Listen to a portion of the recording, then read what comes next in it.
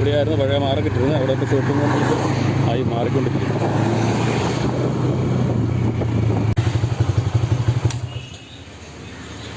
ഇതാണ് അമ്മയുടെ ഇടവപ്പള്ളിയായിരുന്ന മണ്ണാറപ്പാറ പള്ളി. അന്നത്തെ പള്ളിയല്ല, ഇത് ചെറിയ പള്ളി ആയിരുന്നു അന്ന്. ഇതിപ്പോൾ വലുതാക്കി പുതുക്കി പണിതാണ് സൗകര്യങ്ങളൊക്കെ ആയിട്ട്. പണ്ട് ഈ സൈഡിൽ ഇവിടെയായിരുന്നു LP സ്കൂൾ ഉണ്ടായിരുന്നത്. രണ്ട് സൈഡിലും സ്കൂൾ കെട്ടിടം ഉണ്ടായിരുന്നു.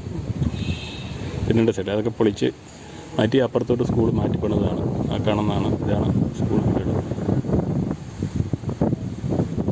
പള്ളിപ്പെരുന്നാളുകൾ ശരിക്കും ആരംഭിക്കുന്നത് മണ്ണാർപ്പാറ പള്ളി പെരുന്നാളോട് കൂടിയാണ്. നവംബർ അവസാനവും ഡിസംബർ ആദ്യവുമായിട്ടാണ് ഇവിടുത്തെ പെരുന്നാൾ. ആ പെരുന്നാളൊക്കെ ഞങ്ങൾക്ക് ഒരിക്കലും മറക്കാൻ പറ്റാത്ത ഒരു ദിനങ്ങളാണ്. കാരണം അമ്മ വീട്ടിലെ എല്ലാ സഹോദരിമാരുടെ മക്കളും ചാച്ചൻ്റെ അനിയൻ്റെ മക്കളും നമ്മൾ എറണാകുളത്തെ അവരൊക്കെ സ്ഥിരമായിട്ട് ഇവിടെ